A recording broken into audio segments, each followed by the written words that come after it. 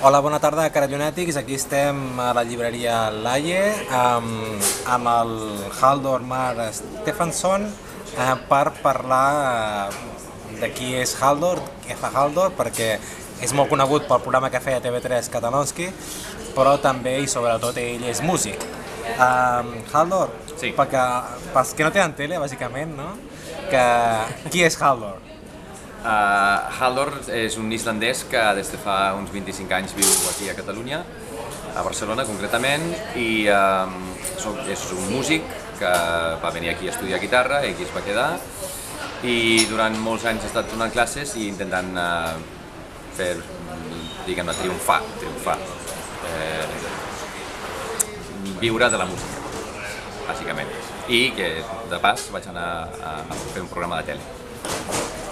Més o menys.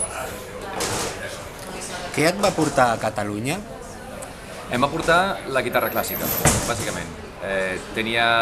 Havia acabat la carrera en el meu poble d'Akureyri, a Islàndia, i la idea era continuar estudis i què millor que venir a Barcelona, que a més hi havia un altre islandès que des de fa anys que viu aquí, professor de guitarra, mestre, en una escola de guitarra, i era ideal, era un somni, i es va fer realitat, i a més em vaig quedar. Què ens trobaríem si escoltéssim un disc de Vigum? Amb Wigum trobaríeu una banda de pop rock indie, que va ser una banda que bé, encara no hem acabat del tot oficialment, però fa temps que no toquem junts. I són cançons d'això, del que deia, pop rock indie, i va ser una experiència molt interessant per mi, molt enriquidora, però que ara estem una mica en pausa. Com va sorgir la idea de fer el programa de televisió Katalonski?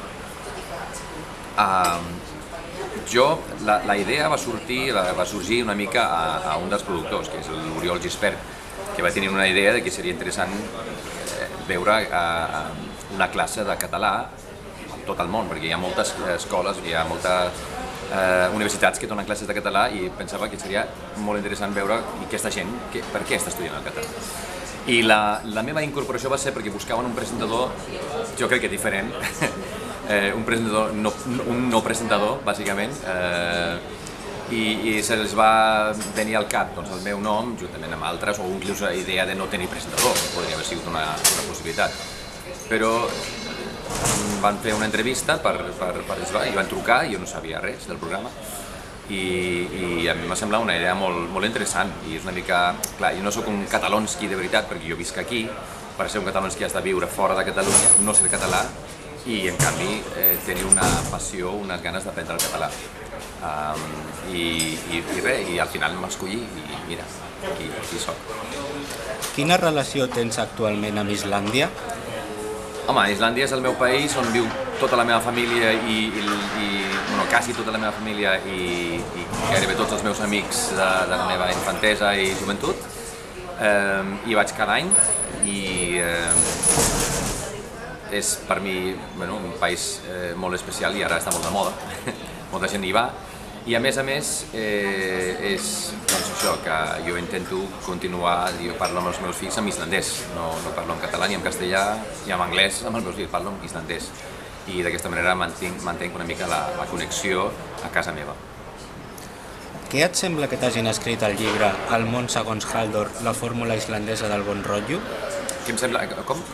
Sí, què et sembla que t'hagin escrit el llibre El món segons Haldor? Bueno, l'he escrit jo, bàsicament, i és una mica com veig el món, com és el meu secret, no sé si és un secret, perquè està al llibre, o una fórmula de tenir un bon rotllo, perquè la gent en principi veu que genera un bon rotllo en general, i és el que intento fer, i una mica perquè em coneguin la gent que ara veu el programa i pensen, qui és aquesta persona, per què està fent aquest programa, i d'aquesta manera també em poden conèixer, saber una mica la meva vida, què és el que m'aporta fins aquí, i per què soc com soc. Bé, si llegiu el llibre, doncs podeu descobrir. Què es menja a Islàndia? Es menja de tot, pizza, hamburguesa, pasta, són els menges que a mi m'agradaven, però també és veritat que mengem molt de peix, peix sec, es menja una mica malament a vegades, hi ha molta pa, molta bolleria, hi ha menges exclusius d'allà com el skyr, que és com un tipus de iogurt, un tipus de formatge, iogurt, cosa rara, que a mi m'agrada molt. Hi ha menjar antic, típic de tota la vida, que són les cares de l'ovella, el cervell de l'ovella, els ous del com es diu, el mascle. El mascle de l'ovella? L'ovella, sí. No tenim, oi? Ostres, és igual, els ous d'això. I a més tauró, també es menja tauró bastant, sembla podrit, no és que sigui podrit, està marinat d'una manera especial i fa una olor i un gust molt fort. No el recomano. Tens previst treure un nou disc? Un músic sempre té previst treure un nou disc, sempre està pensant en fer... O sigui, les cançons venen noves cançons i llavors tens ganes de treure-les. A vegades venen moltes, a vegades venen poques. Pots fer un disc, pots fer un EP, pots fer un single, com l'última cançó, que va ser la cançó meva, que va ser la sintonia de Katalonsky, que ja vaig presentar com una cançó sola. Tinc cançons a dintre que s'estan en construcció i, evidentment, el nou disc sortirà sí o sí. D'aquí poc, d'aquí molt, no ho sé, però sortirà. Què t'agrada més de Catalunya i què t'agrada més d'Islàndia? Resposta curta o llarga? A veure, de Catalunya m'agrada molt... m'agrada molt moltes coses. La gent, el clima, la ciutat, el país que tens platja, muntanya, que tens una mica de tot. La cultura és molt especial. Jo sempre dic que Barcelona és de les millors ciutats per viure i per moltes coses, moltes raons. Per la cultura, el clima és molt important també, és islandès i és normal, el clima és molt important. Poder estar amb samarreta pràcticament 6 mesos a l'any no té preu per un islandès. Vull dir, a fora, perquè dintre de casa sí. A Islàndia tenim coses molt interessants, tenim molt bona gent també. Jo crec que la gent pensa que els islandesos són tancats, però no és veritat, són gent molt oberta. Potser no tant, però una mica més que el que la gent pensa. Tenim una naturalesa molt interessant, molt especial. La veritat és que quan jo hi vaig intento fer viatges per veure coses o ensenyar coses, perquè a mi m'agrada ja i la gent li agrada molt. És bastant crua la naturalesa i molt espectacular. I després la cultura islandesa també m'agrada molt. Les bandes, la música i l'art en general i la literatura islandesa, a mi queda dir, no? Però tot això és molt interessant. Com has viscut la teva experiència de fer Katalonsky? Tornarà a haver una altra temporada?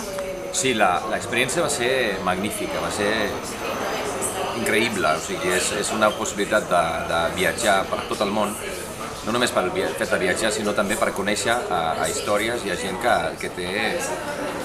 que realment he après moltíssim i he al·lucinat molt amb molts dels catalonskis que hem trobat pel món, perquè hi ha històries que no semblen inventades, no te les creus perquè són reals. I evidentment hi ha més històries, perquè ara estem preparant la segona temporada i hi haurà més catalonskis, sí. I pots dir algun d'aquestes històries que t'hagi sorprès? Sí. O un trosset? Gent que està enamorada de Serrat i venen aquí, o sigui, no han vingut mai i han après el català, encara que no han vingut mai. Tenim la història de la Catherine, per exemple, que ha après el català gràcies a una cançó de Sopa de Cabra i ara és amiga d'en Gerard i ve cada any a concerts i ha vingut a gairebé tots els concerts de Sopa de Cabra I també està la història d'Aleandro, que va superar una agorafòbia molt forta que va tenir durant un any, que no va sortir de casa, i gràcies a veure un programa a TV3, a veure Polseres Vermelles, hi ha una cançó en català, i va fer ganes d'aprendre aquesta llengua i va, diguem-ne, fer el pas de sortir de casa per anar a fer classes de català. I això m'ha impressionat moltíssim. I després poder estar aquí una hora explicant la història. I per últim, ja l'última pregunta, ja anem acabant l'entrevista. En un país on no hi ha arbres com a Islàndia, com ho feu amb l'arbre de Nadal? Sí, d'estaràs n'hi ha. Sí, i la gent... Jo sempre he tingut un arbre d'aquests fake, o sigui, un artificial a casa meva. Sí que al cas del meu pare, jo vivia amb la meva mare, el meu pare sí que tenia un arbre normal i jo crec que el comprava ja preparat, ja estava ja en un test, no? I estava ja preparat. Però sí, la gent ara a destral sí, funciona, sí. Gaire armes no tenim, no. Però això, el Nadal és molt important a Islàndia, se celebra moltíssim i és una època de molta llum a Islàndia, jo recordo això. I ja, ara sí, ja per últim, sempre ens agrada acabar les entrevistes que ens recomanis una cançó per escoltar i sobretot el motiu pel qual aquesta cançó ha estat i és important per a la teva vida. A veure, aquesta pregunta és molt difícil, és una pregunta punyetera per a un músic com a mi, perquè tinc moltíssimes cançons i penso en una i penso no, però no puc excloure una altra. És molt difícil, però sí, mira, tinc una cançó que sempre m'ha acompanyat durant molt temps, que és la cançó Wish You Were Here de Pink Floyd, que és una cançó que a mi m'agrada molt, és com això, tenien un músic amb ells que al final es va tornar una mica boig per culpa de les drogues, per una enfermetat i diguem-ne que es va quedar apartat del món i ells van dedicar aquesta cançó a ell. I jo aquesta cançó la canto, a vegades penso en el meu germà, que ja vaig perdre un germà i això, en aquest sentit, la cançó sempre m'acompanya una mica. Una mica amb aquesta idea també tinc un parell de cançons del meu nou disc, que es diu Records, que són 2 cançons dedicades al meu germà, parla de records, parla d'això, que tant de bo estiguis aquí, siguis aquí encara, i per això Wish You Were Here és una cançó molt especial. I també una mica, perquè també pots descriure una mica la meva música, va una mica tirant cap allà, una mica folk, una mica pop, rock, té una mica de tot i si hauria de resumir una mica el que a mi m'influeix molt és aquesta cançó. Doncs moltíssimes gràcies per dedicar-nos aquesta estona. Cap problema. Esperem veure't aviat a TV3 i sobretot en una sala de concert.